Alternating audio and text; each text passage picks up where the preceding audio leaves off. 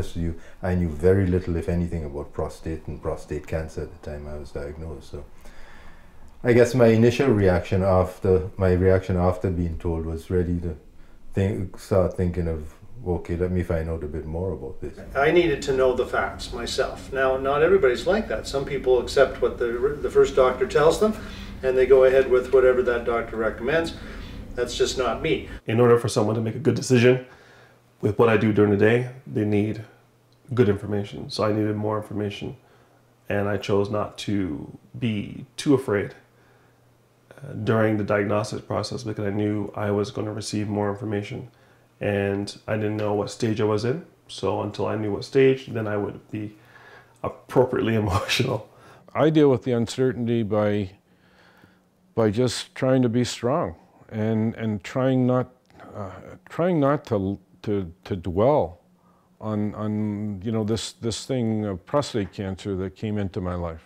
I'm not one to cower down and pull back because of uncertainty. I try to find, okay, what are the pros, what's the probability of X, Y, or Z happening? And I don't want to focus too much on it because, I mean, life's to be lived. And I may have prostate cancer, but I can still get, you know, in a car accident and mangled like anybody else. I try to eliminate it. I try to research what I'm uncertain about. I try to get facts around the particular situation that I'm dealing with, and then try to eliminate as much of the uncertainty as I can. Typical engineer. The other things that made me feel better was just the support, you know, from the people I'm closest to. You know, just in talking with them, you know, they're all encouraging me and telling me, you know, they knew I could beat it and you know, go get them, you know, kind of thing, right? So that helped. That means a lot. Well, the first person I told, and in fact I didn't actually have to tell, was my wife. She was actually in the room with me when I received the diagnosis from the urologist oncologist. And so having her there to at least, you know, hold my hand or give me a pat on the shoulder, that was really a big moment in my life. And actually, the prostate support group was one of the best. That's how I ended up at Credit Valley. Was I called the number for the Oakville, Mississauga prostate support group line, and I was had a great chat with the moderator at that time, and he sent me off to see the urologist in Credit Valley. And I'm telling you, that was very helpful in, you know, having the support group tell me what to expect. But I didn't want to, you know, sort of go alarming people that were closest to me.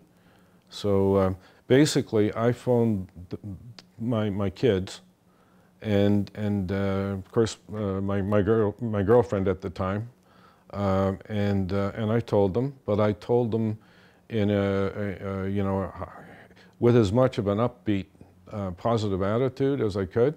We had a little family council and said, okay guys, you know, Dad's got a problem, here it is, and here's what we're going to do about it. And from that moment on, both my son and daughter were extraordinarily supportive, and both emotionally and physically, in terms of, you know, sending me funny cards and, you know, getting me a T-shirt that said life's good, the glass is half full, that sort of thing. And, you know, they just kept doing little things to buoy my spirits up.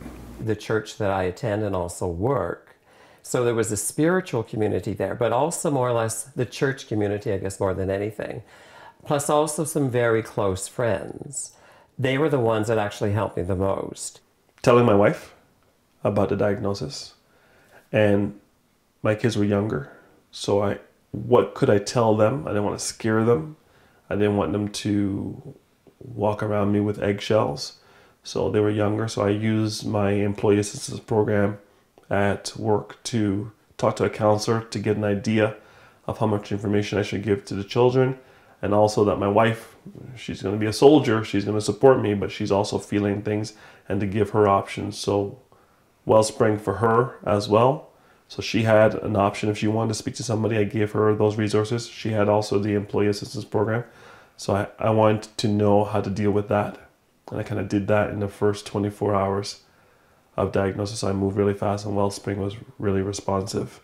I started telling my colleagues at work and clients and anybody else who would listen, complete strangers in some cases, kept telling them about it because it was somewhat purgative for me. It was getting something off my chest that I could have simply internalized and kept, you know, totally close to myself, or well, make it my own problem totally.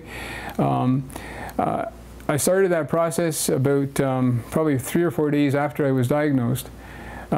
First of all, I went around every male I met, whether I knew them well or didn't know them well, told them, I don't care how old you are, get your PSA done so you have a base level. If you're not getting it done, get it done. If you don't go for an annual physical, do it. As unpleasant as a DRE may seem to be, it's a hell of a lot less unpleasant than finding that you've got cancer.